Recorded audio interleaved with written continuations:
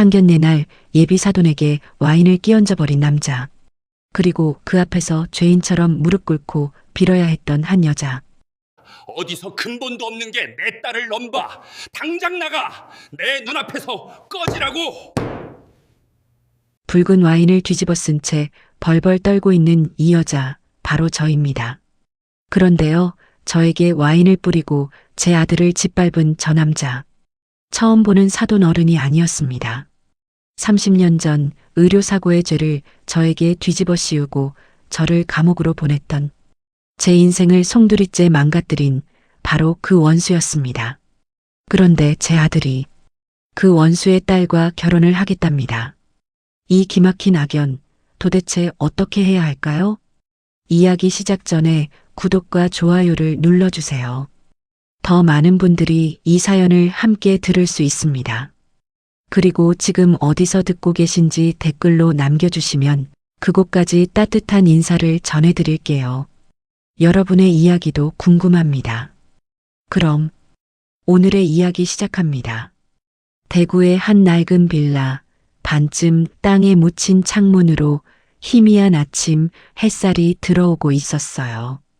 천장 모서리에는 지난 장마 때 생긴 거뭇한 물자국이 그대로 남아있고 방바닥 장판은 습기 때문에 끈적했죠. 67의 문선자 씨는 익숙한 듯 고무장갑을 끼고 욕실 타일 사이에 낀 물때를 벅벅 문지르고 있었답니다. 그녀의 하루는 남의 집을 청소하고 병원에서 환자들의 대소변을 받아내는 일로 채워져 있었거든요. 청소 도구를 챙기던 선자 씨의 손이 구석에 놓인 낡은 종이상자 앞에서 멈칫했어요.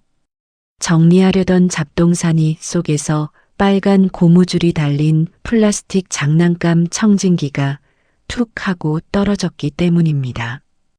선자 씨는 잠시 그 장난감을 주워 귀에 대보았다가 무엇이 두려운지 황급히 상자 깊숙이 밀어넣고 뚜껑을 덮어버렸어요. 그때 좁은 방에서 넥타이를 매던 아들 재민이가 방문을 열고 나왔어요.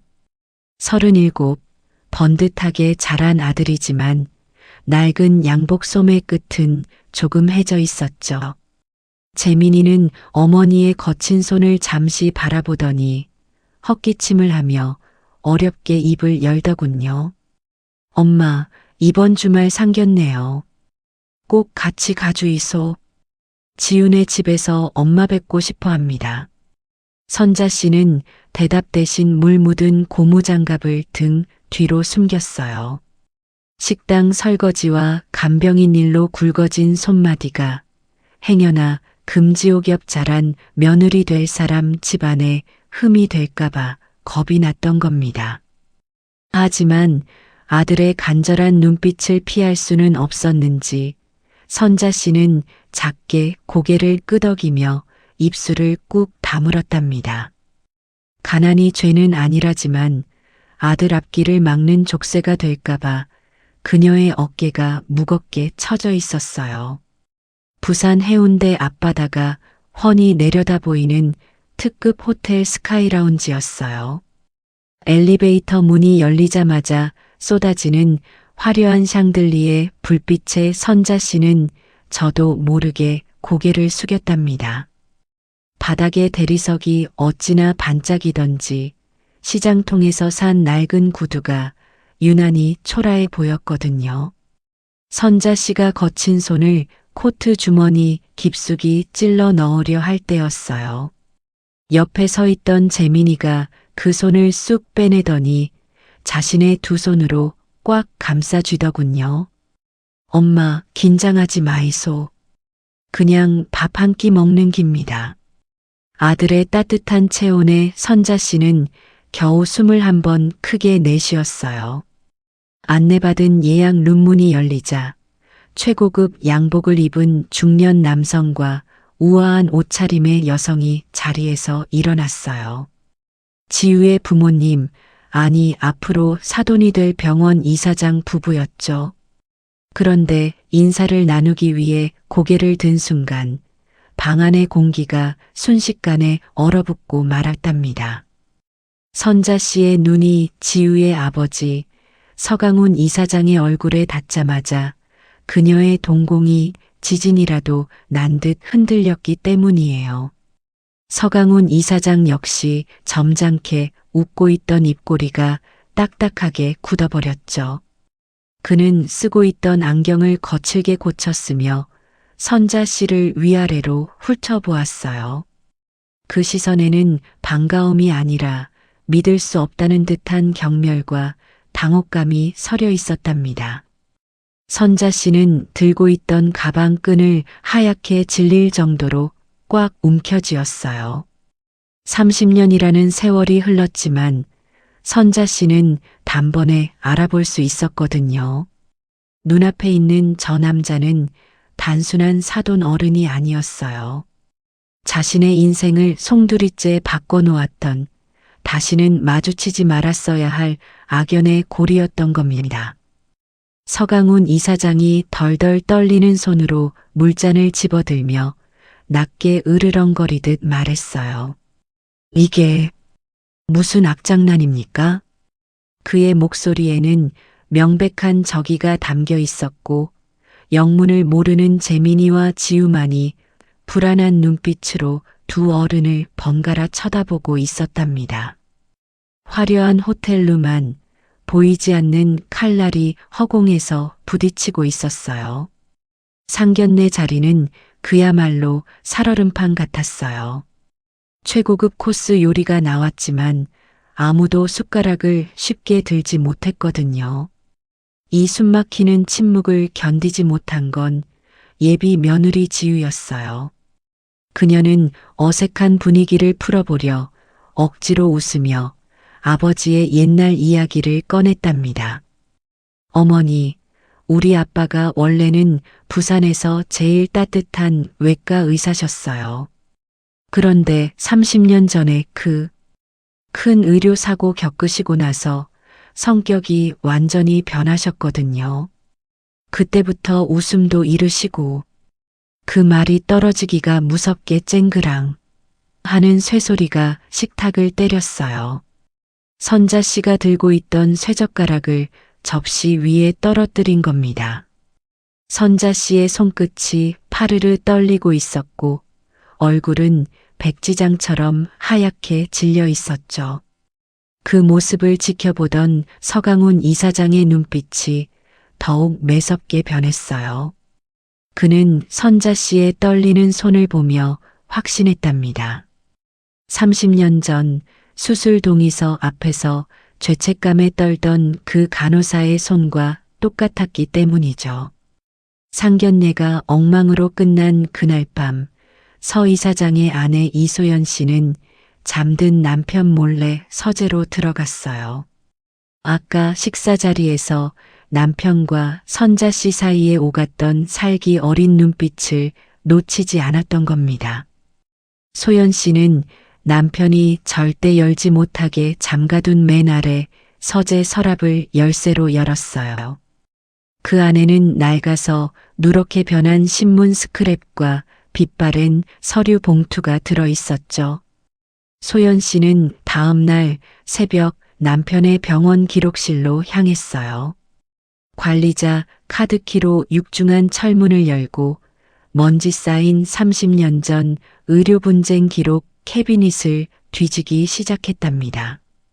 그리고 마침내 책임 간호사 문선자 그리고 사망 환자 김태성이라고 적힌 뚜껑 덮인 서류철을 찾아냈어요. 그 서류철 안에는 합의서 한 장과 작은 카세트 테이프가 들어있더군요. 소연 씨가 떨리는 손으로 합의서를 펼치자 그곳에는 도장이 아닌 지장이 붉게 찍혀 있었어요. 소연 씨는 직감했습니다. 이 낡은 종이 한 장이 두 집안을 파국으로 몰고 갈 시한폭탄이라는 사실을 말이죠. 상견례 장소였던 해운대 호텔의 프라이빗 룸, 그 화려한 공간은 순식간에 숨조차 쉴 수 없는 진공 상태가 되어버렸어요. 선자 씨가 떨어뜨린 쇠젓가락이 바닥의 대리석 타일에 부딪히며 낸 날카로운 파열음이 마치 전쟁의 시작을 알리는 공포탄처럼 사람들의 귀를 때렸기 때문입니다. 맞은편에 앉아 있던 서강훈 이사장의 얼굴은 이미 불그락푸르락해져 있었어요. 그는 점잖은 사회적 지위나 체면 따위는 더 이상 중요하지 않다는 듯 테이블 위에 놓인 하얀 린넨 식탁보를 주먹으로 꽉 쥐고 있었죠. 그의 손등 위로 푸른 힘줄이 지렁이처럼 꿈틀거렸습니다. 과거 자신이 덮으려 했던 치욕스러운 기억의 증인이 눈앞에, 그것도 사돈이라는 이름으로 앉아 있다는 사실을 그는 도저히 견딜 수가 없었던 겁니다. 이봐요, 문선자 씨. 서 이사장의 입에서 나온 목소리는 짐승의 으르렁거림처럼 낮고 거칠었어요. 지우와 재민이가 놀란 눈으로 아버지를 쳐다보았지만 서 이사장의 시선은 오로지 고개를 푹 숙인 선자 씨의 정수리에 꽂혀 있었죠. 당신이 감히 여기가 어디라고 발을 들입니까?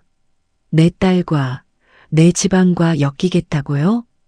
그 말은 단순한 반대가 아니었어요. 30년 전 병원 복도에서 오가던 고성보다 더 차갑고 날카로운 비수였죠. 선자 씨는 마치 죄인처럼 어깨를 잔뜩 움츠린 채 떨리는 입술만 달싹거렸어요. 아들 재민이가 옆에 있는데 당당하게 고개를 들 수도 없었답니다.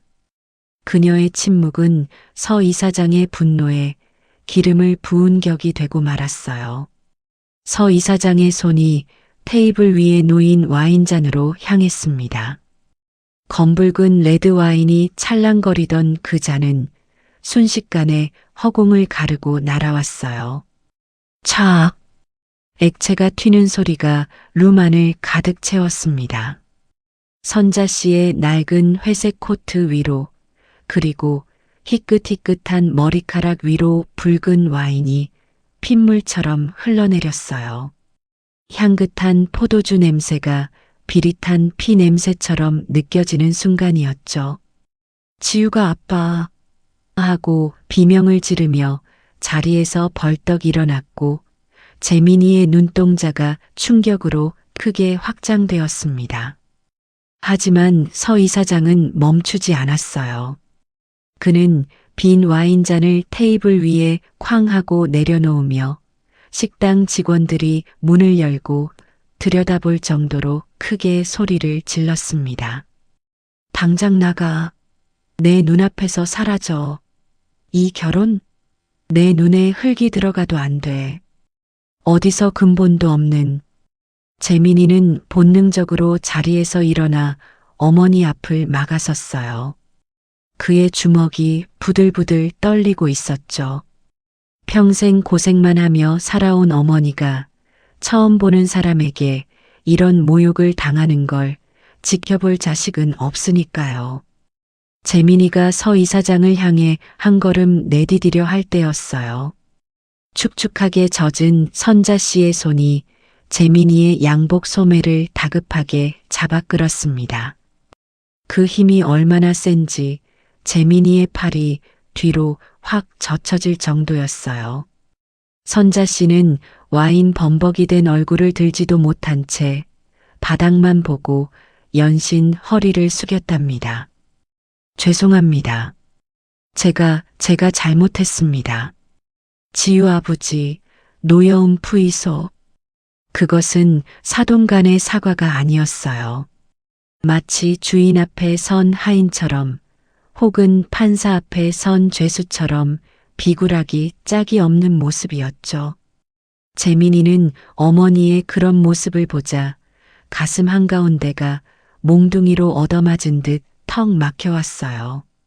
화를 내야 할 상황에 오히려 빌고 있는 어머니. 도대체 저 남자가 누구길래 어머니는 이토록 작아지는 걸까요? 재민아, 나가자. 퍼뜩 나가자. 선자 씨는 아들의 손을 이끌고 도망치듯 호텔룸을 빠져나왔어요. 복도를 걷는 내내 그녀의 낡은 구두 굽소리가 불규칙하게 바닥을 때렸고 뒤에서는 서 이사장의 거친 고함 소리가 계속해서 들려왔죠. 다시는 내 앞에 나타나지 마. 라는 그 외침은 엘리베이터 문이 닫히는 순간까지도 두 사람을 쫓아왔답니다. 호텔 로비 화장실로 숨어든 선자 씨는 거울 앞에 섰어요. 거울 속에 비친 자신의 몰골은 처참하기 그지없었죠. 머리카락은 와인에 젖어 떡이 져 있었고 시장에서 큰맘 먹고 산 코트에는 지워지지 않을 붉은 얼룩이 흉터처럼 번져 있었으니까요. 선자 씨는 휴지에 물을 묻혀 코트를 벅벅 문지르기 시작했어요. 하지만 문지르면 문지를수록 얼룩은 더 넓게 번질 뿐이었죠. 마치 그녀가 숨기려 했던 30년 전의 과거처럼 말이에요. 수도꼭지에서 쏟아지는 물소리 사이로 선자 씨의 거친 숨소리가 섞여 나왔습니다. 그녀는 젖은 손으로 얼굴을 감싸 쥐었어요. 여기서 멈췄어야 했다. 욕심 부리지 말았어야 했다. 그때 화장실 밖에서 재민이가 기다리고 있다는 사실이 떠올랐어요. 아들에게 이 꼴을, 아니, 이 비굴한 패배감을 설명해야 한다는 사실이 죽기보다 싫었답니다. 하지만 그녀는 어머니였기에 다시 옷매무새를 다듬고 억지 미소를 지으며 밖으로 나가야만 했어요. 대구로 돌아오는 차 안은 무거운 침묵만이 감돌았어요. 와이퍼가 움직이는 소리와 타이어가 아스팔트를 긁는 소리만이 규칙적으로 들려올 뿐 모자는 단 한마디도 나누지 않았습니다. 재민이는 핸들을 꽉 쥐고 앞만 보고 있었지만 그의 머릿속은 터질 듯 복잡했죠.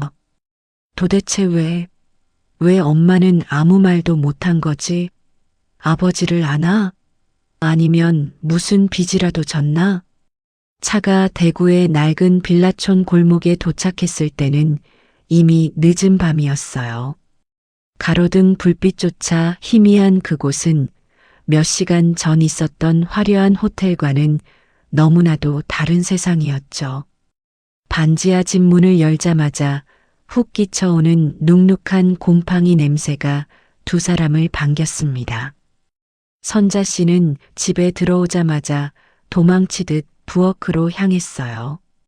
코트를 벗지도 않은 채 싱크대에 물을 틀고 설거지통에 담긴 그릇들을 달그락거리기 시작했죠. 아들과 눈을 마주치지 않으려는 필사적인 몸부림이었어요. 엄마. 재민이의 목소리가 등 뒤에서 들려왔습니다. 평소의 다정함은 온데간데없고 차갑게 가라앉은 목소리였어요. 선자 씨는 못 들은 척 접시를 더 세게 문질렀습니다. 수세미로 그릇을 닦는 소리가 요란하게 울렸지만 아들의 질문을 덮을 수는 없었어요. 엄마, 아까 그 사람, 지유 아버님하고 아는 사이입니까? 선자 씨의 손이 멈칫했어요. 하지만 그녀는 대답하지 않았습니다. 왜 바보같이 당하고만 있었는데요? 와인을 맞고도 죄송하다니요. 도대체 엄마가 뭘 잘못했는데요? 재민이가 참았던 분노를 터뜨리며 선자 씨의 어깨를 잡아 돌려 세웠어요. 강제로 마주한 어머니의 얼굴은 젖은 머리카락과 지친 주름으로 뒤덮여 있었죠. 하지만 그 눈빛만은 흔들리면서도 입을 꾹 다물고 있었어요. 아무것도 아니다. 니는 몰라도 된다. 선자 씨는 아들의 손을 뿌리치며 돌아섰어요. 그 완강한 거부는 물리적인 벽보다 더 높고 단단하게 느껴졌습니다. 몰라도 된다니요. 내 결혼이 걸린 문제입니다. 엄마가 무슨 죄를 지었길래 그 사람 앞에서 그렇게 굽실거리냐고요. 재민이의 고함 소리가 좁은 반지하 방을 울렸어요. 천장의 형광등이 파르르 떨릴 정도였죠. 하지만 선자 씨는 끝까지 입을 열지 않았습니다. 지금 진실을 말하면 아들이 받을 상처가 와인 세례 따위와는 비교도 안 될 만큼 크다는 것을 알고 있었기 때문이에요. 자신이 감옥에 다녀온 정과자라는 사실, 그리고 재민이가 입양된 아들이라는 사실, 이 모든 것이 한꺼번에 터져 나오면 아들의 인생이 송두리째 무너질 테니까요. 피곤하다. 니도 가서 자라. 선자 씨는 냉정하게 말을 자르고는 안방으로 들어가 문을 닫아버렸어요. 쾅 하고 닫힌 문소리가 재민이의 가슴에 비수처럼 박혔습니다. 닫힌 문 너머로 선자 씨가 참아왔던 숨을 토해내며 바닥에 주저앉는 소리가 들리는 듯했죠. 한편 부산의 대저택 서재에서도 폭풍우가 몰아치고 있었어요. 서강훈 이사장은 집에 돌아와서도 분을 사귀지 못해 장식장에 놓인 도자기들을 모조리 바닥으로 쓸어버렸습니다. 와장창, 쨍그랑, 산산조각난 도자기 파편들이 서재 바닥을 뒤덮었어요. 그 소리에 놀란 이소연 씨가 달려왔지만 남편의 살기 어린 눈빛을 보고는 입을 다물 수밖에 없었죠. 어떻게 그 여자가 다시 나타나? 내 인생을 망쳐놓고 이제 와서 내 딸까지 노려? 서 이사장은 30년 전 자신이 저질렀던 과오를 문선자라는 여자가 의도적으로 파고들었다고 착각하고 있었어요. 피해의식과 공포가 뒤섞인 그의 눈동자는 광기로 번들거리고 있었죠. 그는 떨리는 손으로 어딘가에 전화를 걸었습니다. 김 실장, 당장 알아봐. 문선자 그 여자 뒷조사 싹 다 해.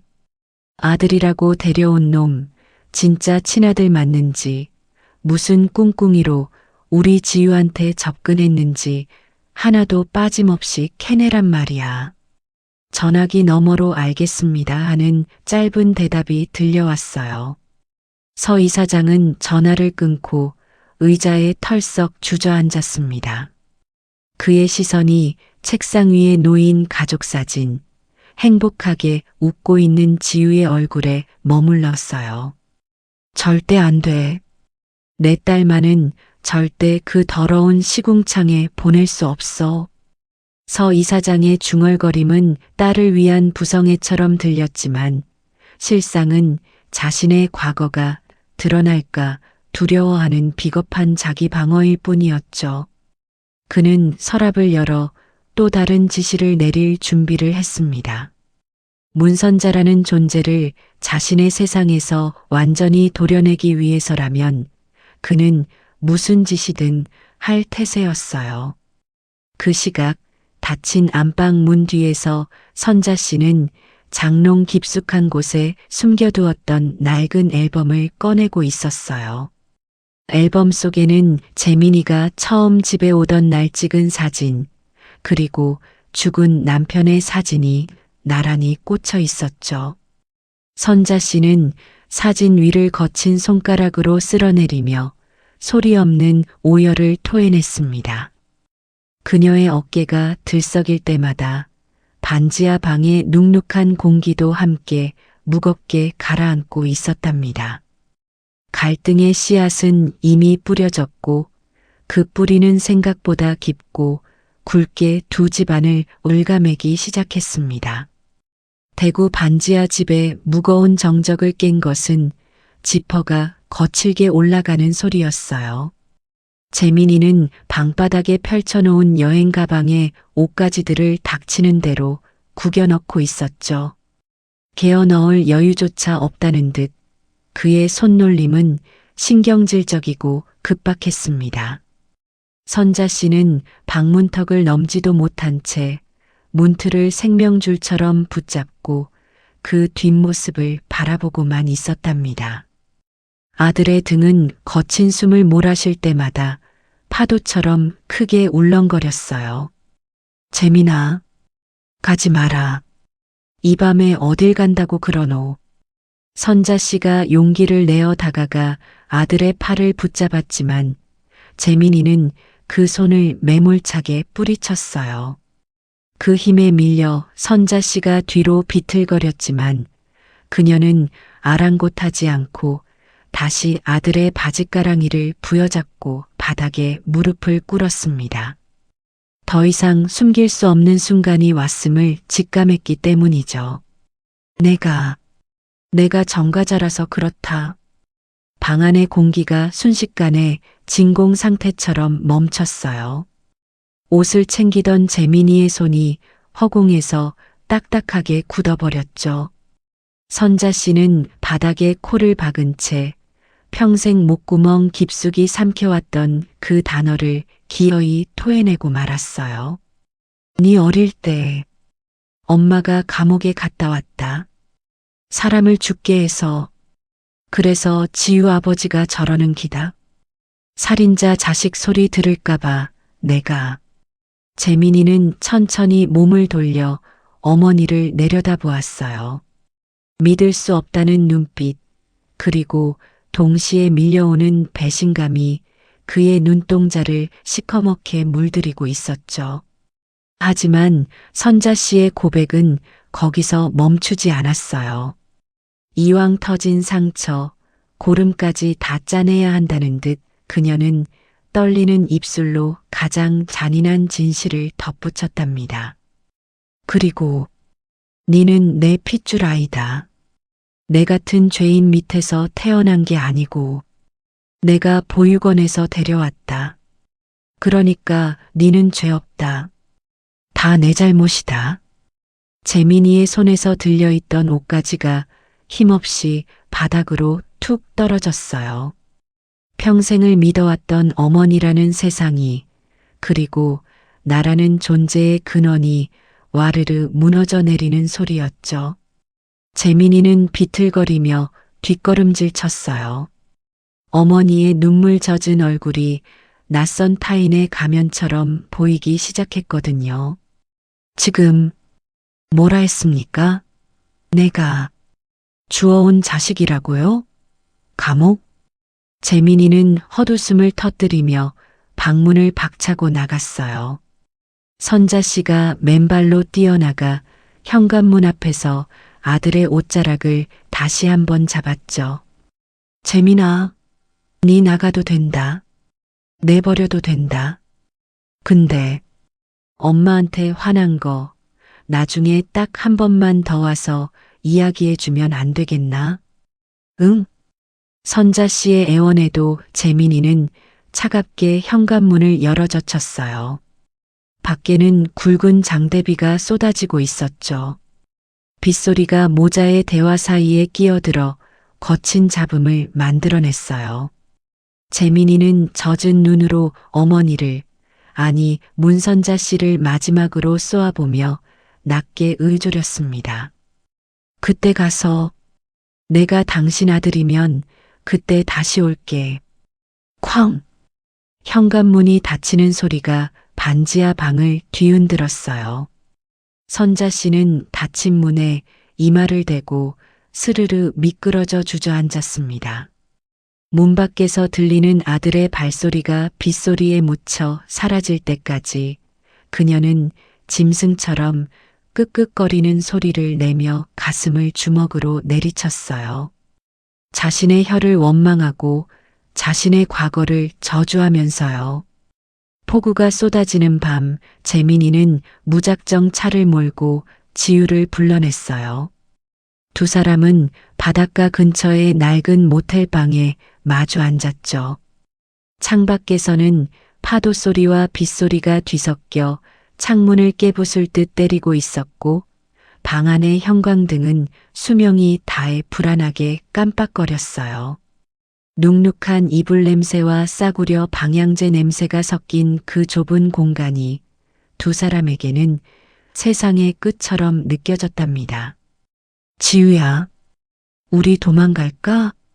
재민이의 목소리는 갈라져 있었어요. 그는 자신의 출생의 비밀과 어머니의 전과 사실을 지우에게 털어놓지 못했죠. 그저 자신이 너무나 초라하고 더러운 존재가 된 것만 같아 지우의 얼굴을 똑바로 쳐다볼 수조차 없었답니다. 지우는 떨고 있는 재민이의 손을 두 손으로 감싸 쥐었어요. 부모님의 반대, 이해할 수 없는 아버지의 분노, 그리고 무너져가는 연인의 모습 앞에서 지우 역시 벼랑 끝에 선 기분이었으니까요. 그래, 오빠, 우리 그냥 다 버리고 아무도 모르는 데 가서 살자.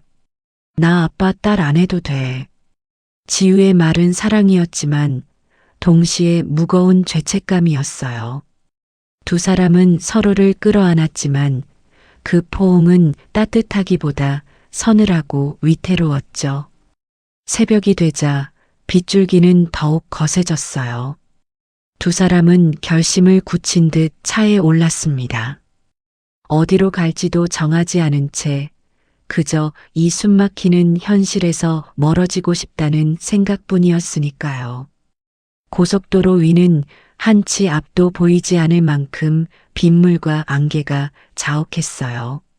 와이퍼가 미친 듯이 춤을 췄지만 시야는 계속 흐릿했죠. 재민이는 핸들을 꽉 쥐고 속도를 높였습니다. 옆자리에 지우가 불안한 듯 안전벨트를 고쳐 매며 재민이를 바라보았을 때였어요.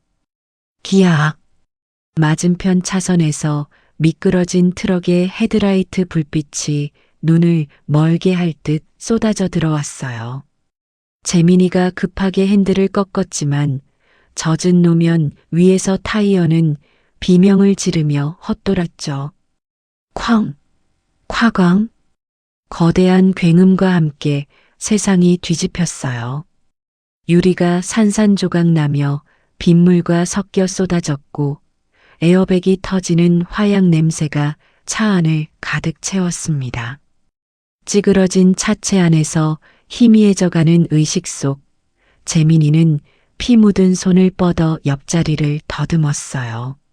하지만 지우의 손은 닿지 않았고 멀리서 사이렌 소리만이 귓가를 윙윙거리며 맴돌았답니다. 응급실 복도는 아비규환이었어요.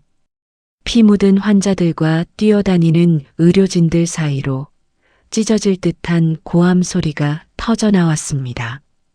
내 딸 살려내. 내 딸 어딨어.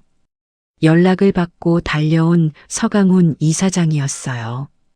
그는 평소의 냉철한 모습은 온데간데 없이 헝클어진 머리와 풀린 넥타이 차림으로 응급실을 휘젓고 다녔죠.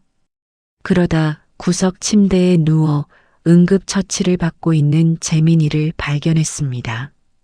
머리에 붕대를 감고 멍한 표정으로 앉아있는 재민이를 보자마자 서 이사장의 눈이 뒤집히고 말았어요.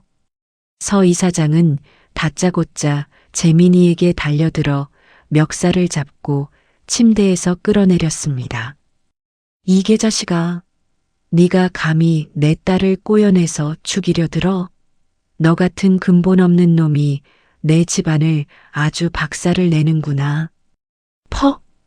서 이사장의 주먹이 재민이의 얼굴에 꽂혔어요. 재민이는 반항도 하지 못한 채 바닥으로 나뒹굴었죠. 하지만 서 이사장은 멈추지 않고 쓰러진 재민이의 배를 발로 걷어찼습니다. 주변의 의사들과 간호사들이 이사장님, 진정하십시오 하며 달려와 말렸지만 그는 짐승처럼 날뛰었어요. 그때 응급실 자동문이 열리고 빗물에 흠뻑 젖은 선자 씨가 비틀거며 들어왔어요.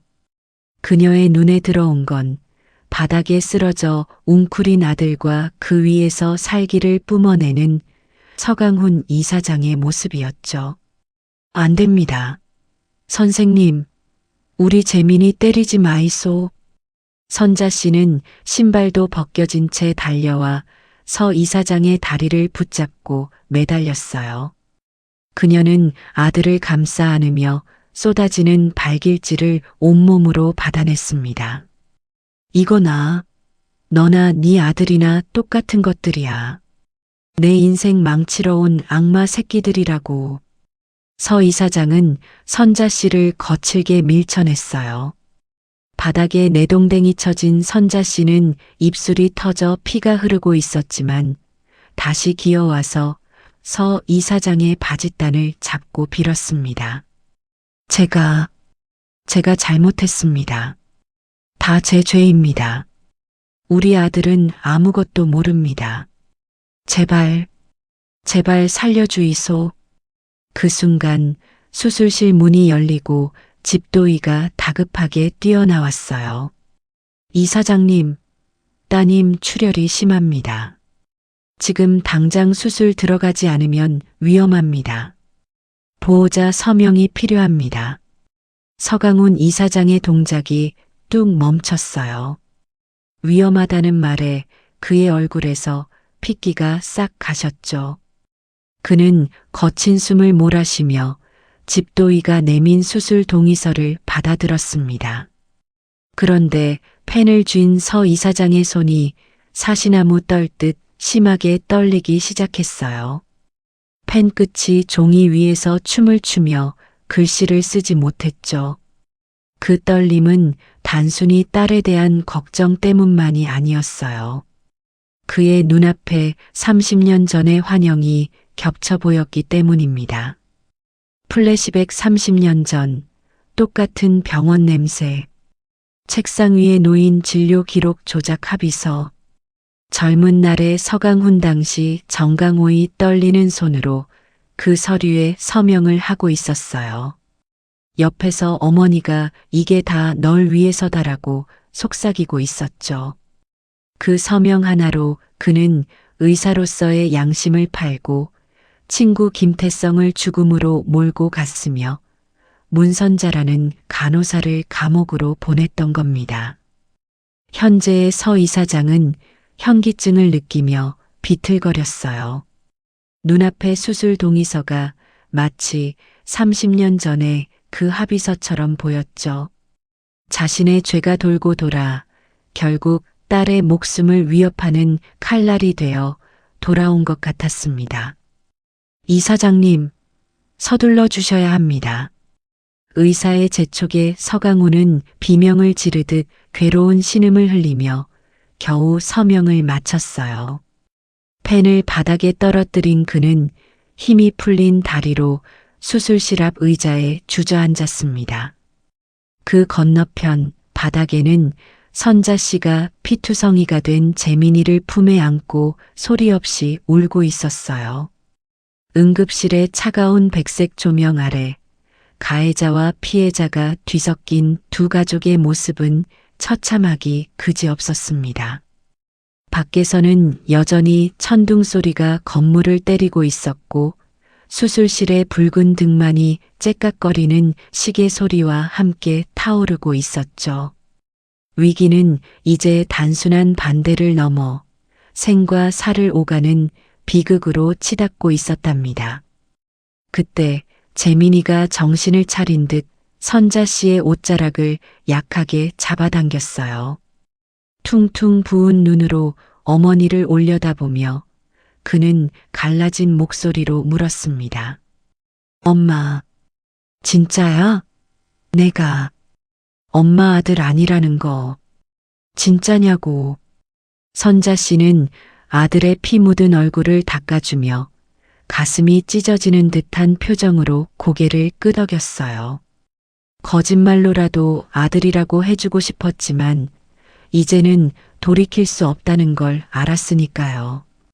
재민이의 손이 힘없이 툭 떨어졌습니다. 그의 눈에서 흐른 눈물이 빗물과 피에 섞여 바닥으로 떨어졌어요. 육체의 고통보다 더 큰 영혼의 상실감이 그를 덮쳤습니다. 반대편 의자에 앉아있던 서강훈 이사장은 머리를 감싸쥐고 중얼거렸어요. 다 끝났어. 이제 다 끝장이야. 하지만 그는 몰랐습니다.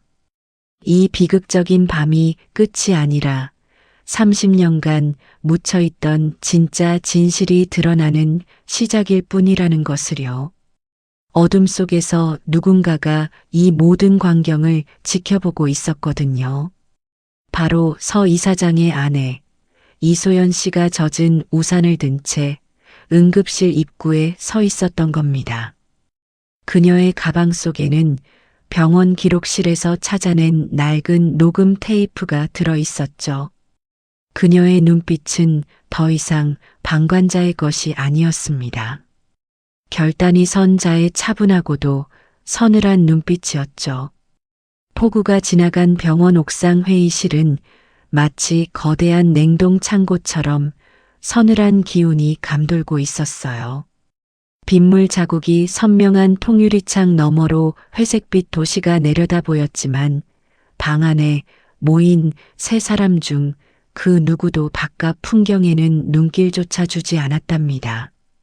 묵직한 마호가니 원목 테이블을 사이에 두고 병원 이사장 서강훈과 그의 아내 이소연 그리고 낡은 환자복을 걸친 문선자 씨가 삼각형 구도로 앉아 있었죠. 천장에 매달린 형광등이 윙윙거리는 미세한 소음을 냈지만 세 사람의 숨소리가 더 크게 들릴 만큼 정막은 무거웠습니다. 이 침묵을 먼저 깨뜨린 건 이소연 씨였어요. 그녀는 평소의 온화한 미소를 완전히 지운 채 들고 온 가죽 가방에서 서류 봉투 하나를 꺼내 테이블 위에 올려놓았습니다. 탁 하는 소리가 회의실의 정적을 날카롭게 갈랐죠. 누렇게 변색된 서류 봉투 겉면에는 1994년 의료분쟁 합의서라는 글자가 희미하게 적혀 있었어요. 그 봉투를 보는 순간 서강훈 이사장의 동공이 바늘구멍처럼 수축했습니다. 이게 뭐 하는 짓이야? 서 이사장이 쉰 목소리로 물었지만 소연 씨는 대답 대신 봉투 안에서 또 하나의 물건을 꺼냈어요. 그것은 요즘은 구경하기도 힘든 각진 모서리가 다 닳아버린 구형 휴대용 카세트 플레이어였죠. 그녀는 떨지 않는 단호한 손놀림으로 재생 버튼을 눌렀습니다. 치지직, 치직.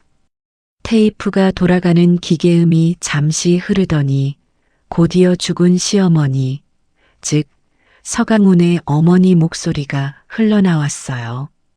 30년의 세월을 건너온 그 목소리는 섬뜩할 정도로 생생했답니다. 강호야, 니는 아무 걱정하지 마라. 병원장 자리 물려받으려면 네 이름에 흠집 나면 안 된다. 그 간호사 돈이 급하다 않카나. 돈만 쥐어주면 지가 다 했다고 할기다. 태성이, 죽은 태성이는 말이 없잖나. 녹음된 목소리가 회의실을 채우자 서강훈 이사장의 얼굴이 흑빛으로 변해갔어요. 그는 마치 귀신이라도 본 사람처럼 의자 등받이 깊숙이 몸을 파묻으며 뒷걸음질 치려 했죠. 엄마, 그래도 태성이는 제 친구입니다. 제가 수술 실수한 건데. 이어서 흘러나온 것은 젊은 날의 서강훈, 아니 개명 전 정강호의 목소리였어요. 불안에 떨며 어머니의 뒤에 숨으려던 비겁한 청년의 목소리였죠. 시끄럽다. 네가 살아야 병원도 살고 우리 집안도 사는 기다. 문간호사 그년한테 덮어 씌우면 끝이다. 알겠나? 딸깍. 이소연 씨가 정지 버튼을 누르자 다시 무거운 정적이 찾아왔습니다. 서강훈 이사장은 입을 떡 벌린 채 아무런 말도 하지 못하고 거친 숨만 몰아쉬고 있었어요. 자신의 치부가 평생 피해자인 척하며 숨겨왔던 그 추악한 진실이 아내와 사돈 앞에서 발가벗겨진 순간이었으니까요.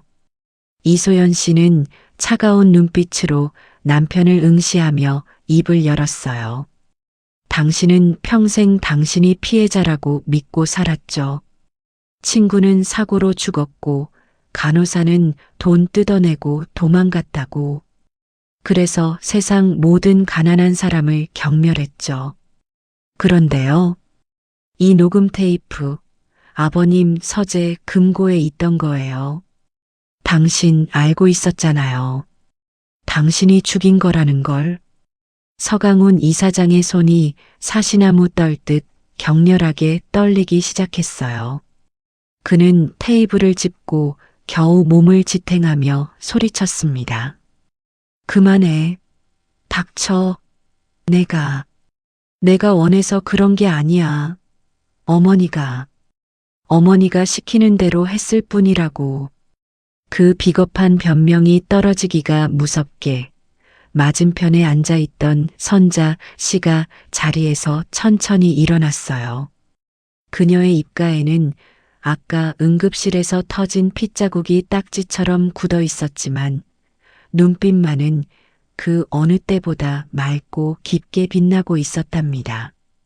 선자 씨는 테이블 위에 놓인 합의서를 거친 손으로 쓸어내리며 나지막이 말했어요. 맞습니다. 제가 돈 받았습니다. 남편 노름비 때문에 당장 길바닥에 나앉게 생겨서 그 더러운 돈 제가 눈 딱 감고 받았습니다. 선자 씨의 시선이 허공을 향했어요. 과거의 그날, 비가 억수같이 쏟아지던 그날의 기억을 더듬는 듯 했죠.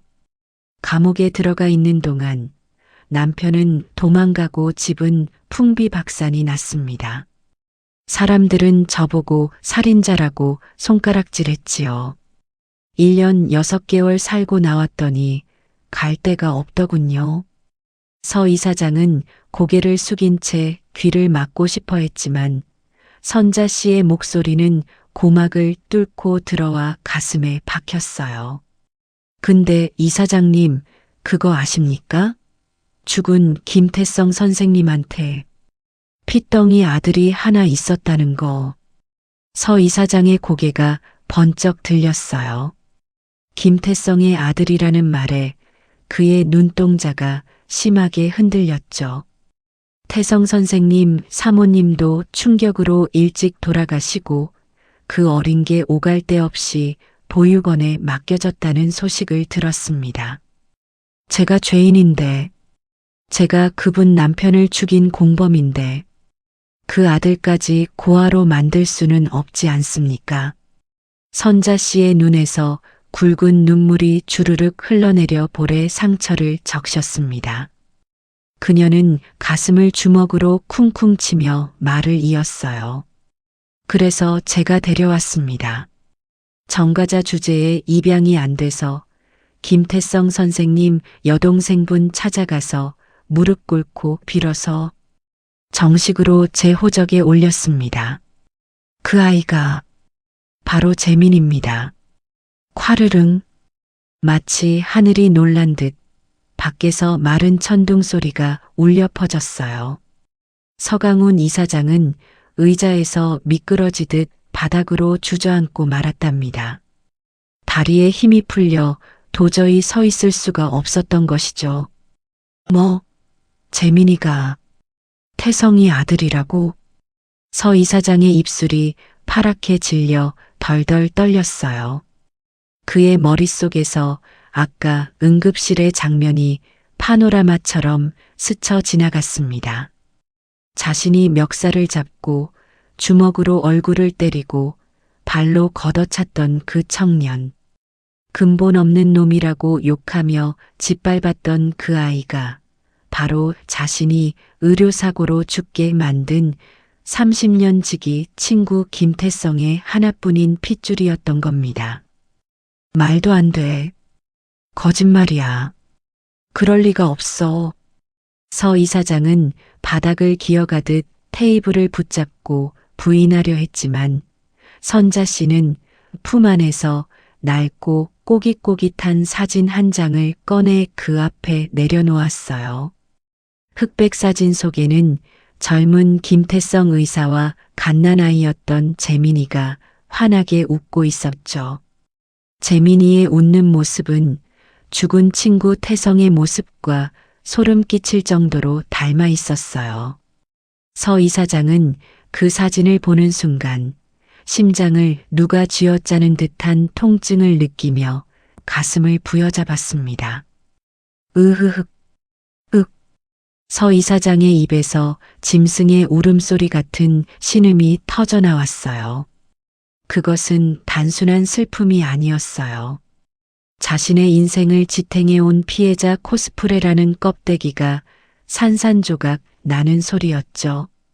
그는 친구를 죽이고 그 죄를 간호사에게 뒤집어 씌우고 그것도 모자라 친구의 아들까지 자신의 손으로 폭행했습니다. 반면 그가 꽃뱀이라고 천한 여자라고 무시했던 문선자 씨는 자신의 죄를 갚기 위해 평생을 바쳐 친구의 아들을 친자식처럼 키워냈던 것입니다. 니는 사람도 아니다. 선자 씨가 바닥에 주저앉은 서 이사장을 내려다보며 차갑게 내뱉었어요. 그녀의 목소리에는 더 이상의 비굴함도 두려움도 없었죠.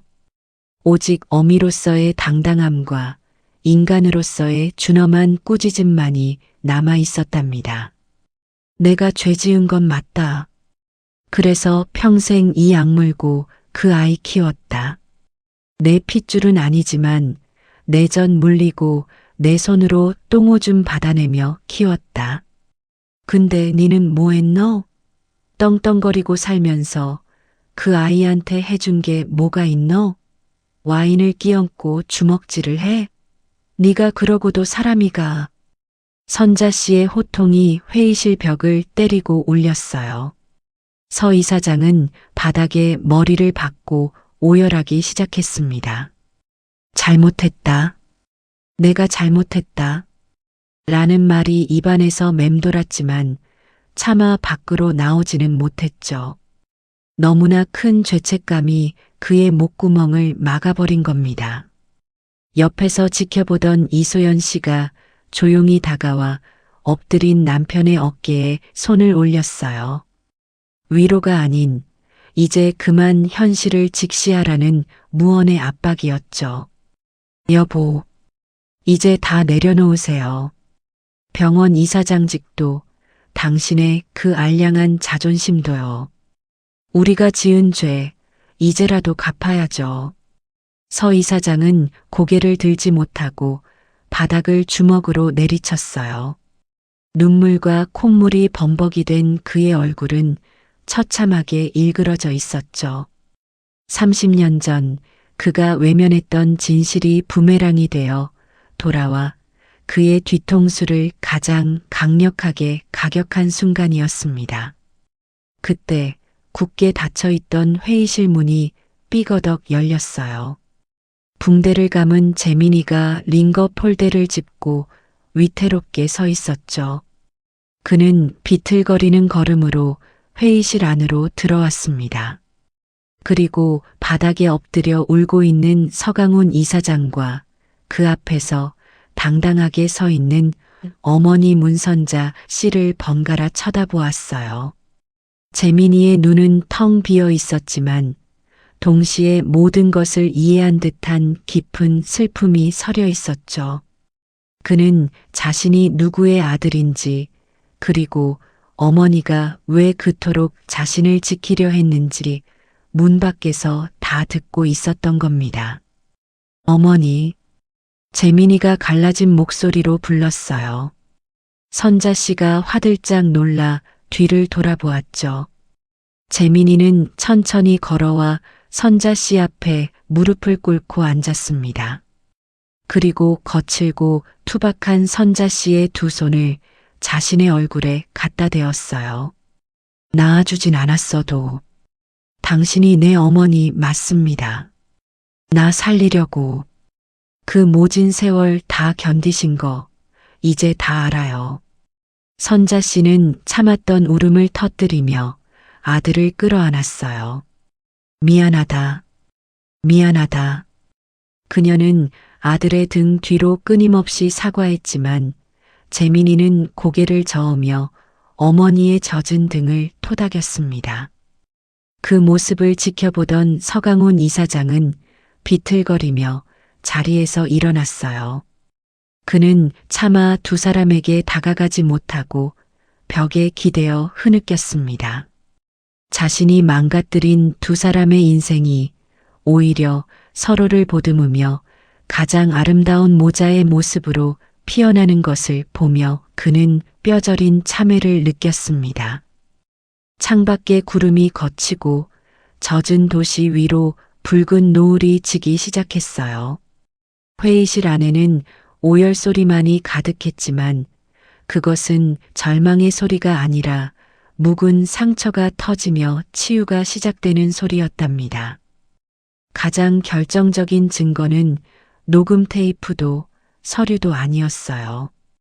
바로 30년의 세월을 사랑으로 버텨낸 문선자 씨의 삶 그 자체였던 것입니다. 이제 남은 것은 무너진 폐허 위에서 어떻게 다시 집을 짓느냐 하는 문제뿐이었죠. 병원 이사회의 육중한 참나무 문이 열리는 소리가 새벽의 정적을 깨뜨렸습니다. 평소라면 수행 비서들을 대동하고 위풍당당하게 들어섰을 서강훈 이사장이었지만 이날은 홀로 그리고 아주 느린 걸음으로 회의장 안으로 들어섰어요. 그의 손에는 명품 서류 가방 대신 낡은 녹음기와 누렇게 변한 서류 봉투 하나만이 들려 있었죠. 긴 타원형 테이블에 둘러앉아 있던 이사들이 웅성거리기 시작했습니다. 서강훈의 몰골이 말이 아니었거든요. 며칠 밤을 꼬박 세운 듯 눈은 퀭하게 들어가 있었고 말끔하던 흰머리는 정돈되지 않아 헝클어져 있었습니다. 하지만 그 눈빛만은 지난 30년 중 그 어느 때보다 또렷하고 차분하게 가라앉아 있었답니다. 서강훈은 상석인 이사장 자리에 앉는 대신 증언석에 서듯 테이블 끝자리에 섰어요. 그리고 떨리는 손으로 녹음기를 테이블 중앙으로 밀어넣고 재생 버튼을 눌렀습니다. 치지직. 회의실 스피커를 통해 30년 전에 그 추악한 모의가 다시 한번 흘러나왔어요. 어머니의 사주, 자신의 비겁한 동조, 그리고 친구를 죽음으로 몰고 간 침묵의 순간들이 이사들의 고막을 때렸습니다. 이사들의 표정이 경악으로 물들어갔지만 서강훈은 시선을 피하지 않고 그들의 눈을 하나하나 맞추었죠. 녹음이 끝나자 그는 품 안에서 미리 작성해온 사직서를 꺼내 테이블 위에 내려놓았습니다. 종이가 테이블에 닿는 소리가 유난히 크게 울렸어요. 제 친구 김태성을 죽인 건 의료사고가 아니라 저의 비겁함이었습니다. 그리고 그 죄를 덮기 위해 한 간호사의 인생을 지옥으로 밀어 넣었습니다. 서강훈은 깊게 허리를 숙였습니다. 그것은 이사장으로서의 권위를 내려놓는 인사이자 인간으로서의 마지막 존엄을 지키려는 참회의 몸짓이었어요. 이 시간부로 병원 이사장직을 내려놓습니다. 그리고 제 전 재산을 출연해 피해자들에 대한 배상과 환자 안전기금을 설립하겠습니다. 제 죗값은 법이 정하는 대로 달게 받겠습니다. 회의실은 찬물을 끼얹은 듯 조용해졌습니다.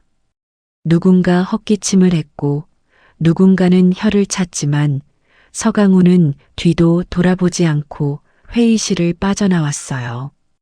복도 창가에서 기다리고 있던 아내 이소연 씨가 그에게 다가와 말없이 손을 잡아주었죠. 두 사람의 뒷모습은 초라해 보였지만 짓누르던 30년의 무게를 벗어던진 듯 어딘가 홀가분해 보였답니다. 몇 달 후 병원 대강당은 빈자리를 찾을 수 없을 만큼 꽉 차 있었어요. 갓 의사 면허를 딴 인턴들과 레지던트들, 흰 가운을 입은 젊은 의사들이 호기심 어린 눈으로 단상을 바라보고 있었죠. 단상 뒤 거대한 스크린에는 30년 전 어느 병원의 잘못된 선택이라는 굵은 글씨가 띄워져 있었습니다.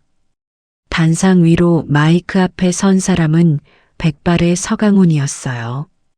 그는 더 이상 이사장이 아니었지만 오늘만큼은 선배 의사이자 반면교사로서 이 자리에 섰습니다.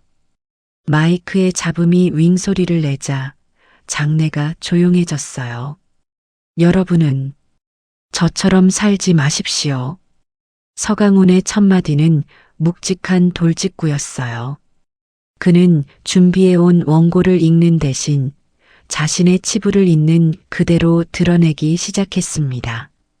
저는 30년 전 제 실수로 환자를 잃었습니다. 그 환자는 제 친구였습니다. 하지만 저는 의사 면허가 취소될까 두려워 제 실수를 덮고 죄 없는 간호사에게 모든 책임을 뒤집어 씌웠습니다. 강당 곳곳에서 하는 탄식이 터져 나왔어요. 서강훈은 잠시 말을 멈추고 숨을 골랐습니다. 목이 메어왔지만 그는 끝까지 말을 이어갔어요. 그 비겁한 선택이 두 집안을 30년 동안이나 고통 속에 가두었습니다. 의사는 실수를 할 수 있습니다. 하지만 그 실수를 덮으려 할 때 의사는 살인자가 됩니다. 부디 저 같은 괴물이 되지 마십시오. 강의가 끝났지만 박수 소리는 나오지 않았어요. 대신 젊은 의사들의 눈에는 깊은 숙연함과 두려움, 그리고 다짐이 서려 있었죠. 서강훈이 단상에서 내려와 고개를 숙이고 나가는 길, 그 복도 끝에는 낯익은 얼굴들이 그를 기다리고 있었습니다.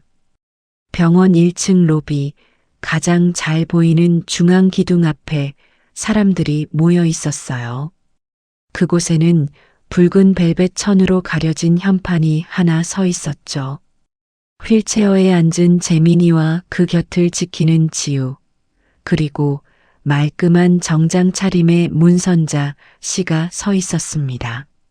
선자 씨는 더 이상 남의 집 청소를 하던 그 쭈그리고 앉은 모습이 아니었어요.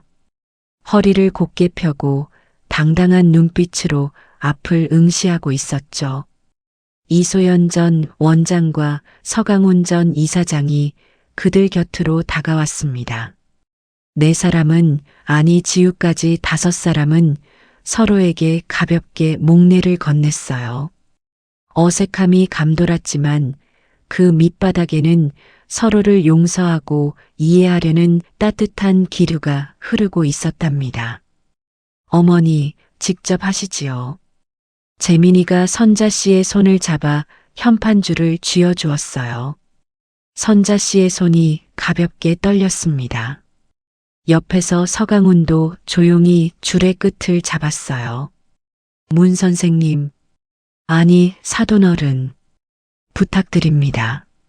서강훈의 정중한 부탁에 선자 씨가 고개를 끄덕였어요. 두 사람이 동시에 줄을 당기자 붉은 천이 스르르 바닥으로 떨어졌습니다. 그 아래 드러난 황동 현판은 로비의 조명을 받아 눈부시게 빛나고 있었어요. 김태성 문선자 환자 안전기금 진실은 침몰하지 않으며 정의는 반드시 기억된다. 30년 전의 희생을 기리며 선자 씨는 현판에 새겨진 자신의 이름 3글자를 보고 멈칫했어요. 문선자, 평생 살인자, 전과자, 죄인이라는 꼬리표 뒤에 숨겨져 있던 이름이었죠. 그런데 이제는 병원의 가장 빛나는 곳에 죽은 은인 김태성 의사의 이름과 나란히 새겨져 명예를 회복한 것입니다. 선자 씨는 거친 손가락으로 차가운 황동 글자를 하나하나 더듬어 보았어요. 손끝에서 전해지는 금속의 차가움이 오히려 뜨겁게 가슴을 데우는 듯 했죠. 태성 선생님, 보고 계십니까? 이제 다 됐습니다. 선자 씨의 눈에서 맑은 눈물 한 방울이 툭 떨어져 현판을 적셨습니다. 그것은 슬픔의 눈물이 아니라 평생 그녀를 짓눌러온 억울함의 무게가 씻겨 내려가는 해방의 눈물이었어요. 옆에 서 있던 서강훈이 선자 씨를 향해 깊이 고개를 숙였습니다. 죄송합니다. 너무 늦어서 정말 죄송합니다. 그의 사과는 화려한 미사여구 없이 투박했지만 그 어떤 말보다 진심이 담겨 있었어요. 선자 씨는 젖은 눈으로 서강훈을 바라보다가 천천히 고개를 끄덕여 그 사과를 받아들였습니다. 로비를 오가는 환자들과 의료진들이 가던 길을 멈추고 그 모습을 지켜보았어요. 가해자와 피해자, 그리고 그들의 자녀들이 나란히 서서 하나의 현판을 바라보는 풍경. 그것은 병원이 단순히 병을 고치는 곳이 아니라 사람의 마음을 고치고 잘못된 과거를 바로잡는 치유의 공간으로 다시 태어나는 순간이었답니다. 재민이는 휠체어 손잡이를 꽉 쥐었어요. 자신의 몸 안에 뛰고 있는 심장, 그리고 눈앞에 새겨진 생부의 이름, 곁을 지키는 길러준 어머니의 손길. 이 모든 것이 하나로 연결되어 거대한 파도처럼 그를 감싸 안았습니다. 정의는 화려한 법정에서 판결봉으로 내려쳐지는 것이 아니라 이렇게 서로의 눈을 보고 진심으로 고개를 숙일 때 완성되는 것임을 재민이는 뼈저리게 느끼고 있었어요. 병원 밖에는 어느새 비가 그치고 맑은 하늘이 드러나 있었어요. 유리창을 통해 들어온 햇살이 현판 위로 쏟아지며 5사람의 그림자를 하나로 길게 이어주고 있었답니다. 이제 남은 것은 이 회복된 터전 위에서 각자의 남은 생을 어떻게 채워갈지 묵묵히 걸어가는 일뿐이었죠. 계절이 2번 바뀌고 세상에는 부드러운 봄바람이 불어오기 시작했습니다.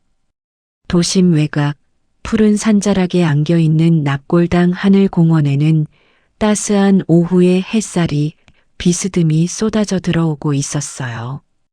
유리창을 통과한 빛이 공기 중에 먼지와 섞여 금가루처럼 춤을 추는 그 고요한 복도 끝에 4사람의 그림자가 길게 드리워졌습니다.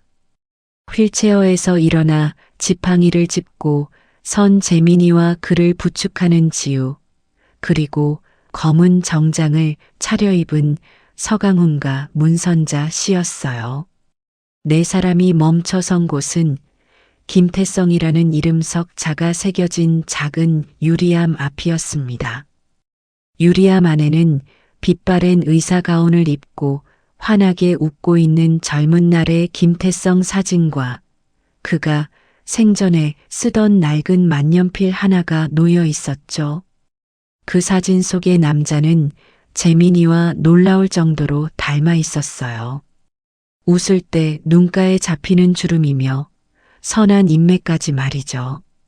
선자 씨는 유리암 위에 손을 얹고 조용히 눈을 감았습니다. 30년 전 자신을 믿어주고 따뜻하게 대해줬던 유일한 의사 선생님, 그리고 자신이 그토록 지키고 싶었던 은인의 마지막 안식처.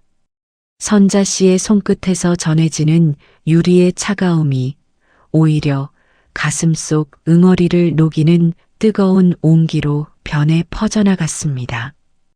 그때 맨 뒤에 서 있던 서강훈 전 이사장이 천천히 앞으로 걸어 나왔어요. 그의 걸음은 무거웠지만 망설임은 없었죠. 그는 지팡이를 내려놓고 친구의 사진 앞에서 털썩 무릎을 꿇었습니다. 차가운 대리석 바닥에 무릎이 닿는 둔탁한 소리가 복도의 정막을 깨트렸어요. 평생을 꼿꼿하게 남을 내려다보며 살아왔던 그의 무릎이 가장 낮아지는 순간이었습니다. 서강훈은 아무 말도 하지 않았어요. 그저 고개를 깊이 숙이고 어깨를 잘게 떨 뿐이었죠. 미안하다는 말조차 사치스럽다는 듯 그는 침묵 속에서 친구의 영혼과 대화하고 있는 듯 했습니다. 그 굽은 등을 바라보던 이소연 씨가 조용히 다가가 남편의 어깨에 손을 올렸어요. 그 손길은 이제 됐어요. 당신도 이제 짐을 내려놓아요라고 말하는 무언의 위로였죠. 한참의 정적이 흐른 뒤 재민이가 품 안에서 무언가를 꺼냈어요. 그것은 낡고 색이 바랜 빨간 고무줄이 달린 플라스틱 장난감 청진기였습니다. 어릴 적부터 그가 보물처럼 간직해온 어머니 문선자 씨가 사주었던 그 장난감이었죠. 재민이는 떨리는 손으로 청진기의 귓꽂이를 자신의 귀에 꽂고 플라스틱 진동판을 자신의 왼쪽 가슴에 갖다 대었습니다. 콩닥, 콩닥, 콩닥. 규칙적이고 힘차게 뛰는 심장 소리가 재민이의 귓가에, 그리고 그 모습을 지켜보는 어른들의 마음에까지 울려 퍼지는 듯 했어요. 재민이는 눈물을 글썽이며 유리암 속의 생부 김태성의 사진을 바라보며 나지막이 속삭였어요. 아버지, 저 살아있습니다. 어머니가, 우리 선자 엄마가 저 이렇게 잘 키워주셨어요. 이 심장 소리, 들리시죠? 그 모습을 멍하니 바라보던 서강훈이 무릎을 꿇은 채 천천히 고개를 들었어요. 그의 시선이 재민이의 가슴에 닿아 있었죠. 서강훈의 눈빛이 깊은 회한과 슬픔, 그리고 기묘한 안도감으로 흔들렸습니다. 그는 마치 고해성사하듯 갈라진 목소리로 입을 열었어요. 재민아, 그 심장. 재민이와 선자씨, 지우가 동시에 서강훈을 쳐다보았어요. 내가 20대 때 이식받았던 그 심장. 그거 우연히 받은 게 아니다. 바람 소리조차 멈춘 듯한 고요 속에서 서강훈의 목소리만이 떨리며 이어졌어요. 그의 교통사고로 뇌사 판정을 받았던 내 첫째 아들. 내 아들의 심장이다. 선자 씨가 하고 짧은 탄식을 내뱉으며 입을 틀어막았어요. 재민이 역시 자신의 가슴에 댄 손을 떼지 못한 채 얼어붙고 말았죠.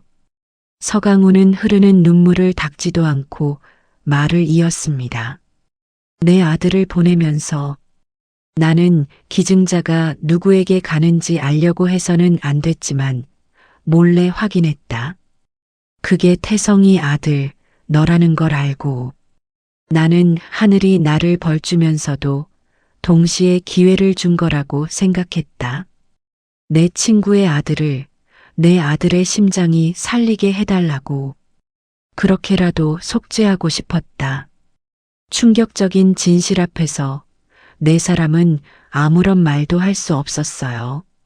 얽히고 설킨 운명의 실타래가 너무나도 기가 막혔기 때문이죠. 친구를 죽게 만든 죄책감, 그 친구의 아들을 입양해 키운 간호사의 희생, 그리고 사고로 잃은 자신의 아들 심장이 친구의 아들 몸속에서 뛰고 있다는 사실. 이 모든 것은 우연이라기엔 너무나 필연적인, 슬프고도 아름다운 기적과도 같았습니다. 재민이는 비틀거리며 무릎 꿇은 서강훈에게 다가갔어요.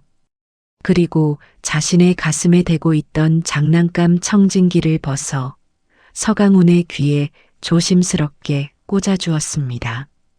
그리고 플라스틱 진동판을 다시 자신의 가슴, 심장이 뛰는 그 자리에 꾹 눌렀어요. 콩닥, 콩닥. 서강훈의 눈이 커졌어요. 귀를 통해 전해지는 그 박동 소리. 그것은 죽은 친구의 아들이 살아있다는 증거이자 동시에 먼저 떠나보낸 자신의 첫째 아들이 여전히 이 세상에 머물고 있다는 생생한 목소리였으니까요. 서강훈은 재민이의 가슴에 얼굴을 묻고 30년 만에 처음으로 아이처럼 소리내어 오열했습니다. 고맙다. 살아줘서 고맙다. 내 아들아. 선자 씨와 이소연 씨도 서로를 부둥켜 안고 눈물을 흘렸어요. 납골당의 차가운 공기는 어느새 네 사람의 뜨거운 눈물과 체온으로 훈훈하게 데워지고 있었답니다. 죽음과 삶, 죄와 용서가 하나의 심장 박동 안에서 화해를 이루는 순간이었죠. 그로부터 한 달 뒤 화창한 주말 오후였어요. 도심의 한 예식장은 하객들로 북적이고 있었지만 신부 대기실로 이어지는 긴 복도만큼은 이상하리만치 고요했답니다. 그 복도 끝 창가에 혼주 한복을 곱게 차려입은 선자 씨가 홀로 서 있었어요. 선자 씨는 유리창에 비친 자신의 모습을 어색하게 바라보고 있었죠. 평생 간호복이나 헐렁한 몸빼 바지만 입고 살았던 그녀에게 비단 한복과 올린 머리는 남의 옷을 빌려 입은 듯 낯설기만 했거든요. 무엇보다 그녀를 위축되게 만드는 건 혹시나 하객들이 저 여자가 정과자래하고 수군거리지 않을까 하는 두려움이었어요. 그녀는 자꾸만 옷매무새를 만지작거리며 어깨를 움츠렸습니다. 그때 또각또각 구두 소리와 함께 서강훈이 복도 저편에서 걸어왔어요. 깔끔한 연미복 차림의 그는 예전의 날선 기운은 온데간데 없이 한결 편안해진 얼굴이었죠. 그는 선자 씨를 발견하고 잠시 멈칫하더니 조용히 다가왔습니다. 선자 씨가 화들짝 놀라 고개를 숙였어요. 아, 사돈어른. 오셨습니까? 그녀는 여전히 서강훈을 어려워하고 있었어요. 상견례 날 와인을 맞았던 기억, 멸시당했던 기억이 완전히 지워지지는 않았으니까요. 그런데 서강훈은 대답 대신 자신의 팔에 걸치고 있던 고급스러운 캐시미어 쇼를 펼쳤습니다. 그리고 선자 씨의 뒤로 돌아가 그녀의 움츠러든 어깨 위에 그 쇼를 조심스럽게 덮어주었어요. 따뜻하고 부드러운 감촉이 선자 씨의 어깨를 감쌌습니다. 선자 씨가 놀란 눈으로 돌아보자 서강훈은 쑥스러운 듯 헛기침을 하며 시선을 창밖으로 돌렸어요. 복도가 좀 쌀쌀합니다. 감기 드시면 안 되니까요. 그것은 단순한 호의가 아니었어요. 상견례 날 붉은 와인으로 그녀의 낡은 코트를 적시고 모욕을 주었던 자신의 과오를 씻어내려는 서강훈 나름의 투박하지만 진심 어린 사과였습니다. 더러운 옷이라며 경멸했던 그 어깨에 이제는 가장 따뜻하고 깨끗한 옷을 입혀주며 그녀를 가족으로 받아들이겠다는 선언이기도 했죠. 선자 씨는 어깨를 감싼 숄의 자락을 꼭 쥐었어요. 그 온기가 마치 꽁꽁 얼어붙어 있던 지난 30년의 세월을 녹여주는 것만 같아 코끝이 찡해져 왔습니다. 고맙습니다. 참말로 따뜻하네. 서강훈은 옅은 미소를 지으며 고개를 끄덕였어요. 그때 신부 대기실 문이 열리고 재민이와 지우가 나왔습니다. 턱시도를 입은 듬직한 아들과 눈부시게 아름다운 웨딩드레스를 입은 며느리. 두 사람은 쇼를 두른 어머니와 그 옆에 선 아버지를 보며 환하게 웃었죠. 어머니, 아버지, 이제 입장하실 시간이에요. 지우의 명랑한 목소리에 두 어른은 서로를 마주 보았습니다. 예전처럼 날선 눈빛이 아닌 같은 곳을 바라보는 동반자의 눈빛으로요. 서강훈이 먼저 손을 내밀었어요. 가시죠, 사돈. 우리 아이들 배웅해줘야지요. 선자 씨는 수줍게 웃으며 그 안내를 따랐습니다. 예식장의 문이 활짝 열리고 쏟아지는 조명과 하객들의 박수 소리 속으로 네 사람은 나란히 걸어 들어갔어요. 그 길은 더 이상 가시밭길이 아닌 꽃잎이 흩날리는 축복의 길이었습니다. 시간은 다시 흘러 1년 후 선자 씨의 낡은 빌라는 몰라보게 달라져 있었어요. 재민이와 지우가 힘을 합쳐 리모델링을 해준 덕분에 물이 새던 천장은 깨끗하게 도배되었고 눅눅하던 장판 대신 뽀송뽀송한 마루가 깔려 있었죠. 하지만 가장 크게 달라진 건 집안을 채우는 소리였어요. 아이고, 우리 강아지. 배고파서 그랬죠? 거실 한가운데서 선자 씨가 갓난아기를 품에 안고 어르고 있었어요. 재민이와 지우 사이에서 태어난 눈이 맑은 손녀였죠.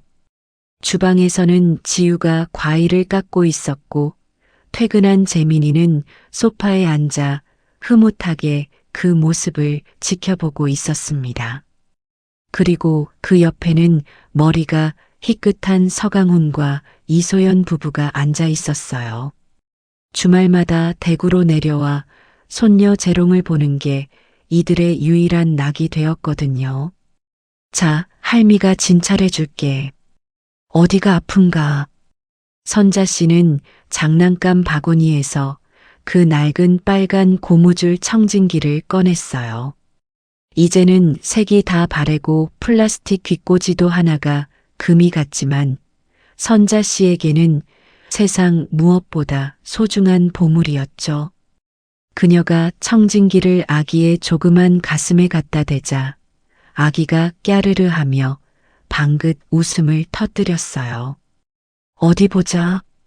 콩닥콩닥. 아이고, 심장도 튼튼하네. 할아버지 닮아서 아주 건강해요. 선자 씨의 너스레에 서강훈이 허허하고 껄껄 웃음을 터뜨렸습니다. 예전 같았으면 상상도 못할 무방비하고 편안한 웃음이었죠. 재민이는 그 평화로운 풍경을 바라보며 가슴이 벅차오름을 느꼈어요. 30년 전의 비극적인 사고, 엇갈린 운명, 그리고 서로에게 줬던 씻을 수 없는 상처들. 그 모든 폭풍우가 지나가고 난 자리에 이렇게 기적 같은 새 생명이 피어났으니까요. 그는 슬그머니 자신의 왼쪽 가슴에 손을 얹어 보았습니다. 그곳에서는 여전히 두 개의 심장이 하나가 되어 뛰고 있었어요. 낳아준 아버지의 생명, 길러준 어머니의 사랑, 그리고 기증해준 또 다른 아버지의 희생까지. 이 모든 것이 합쳐져 지금의 가족이라는 기적을 만들어내고 있었던 겁니다. 여보, 나도 한번 안아보자.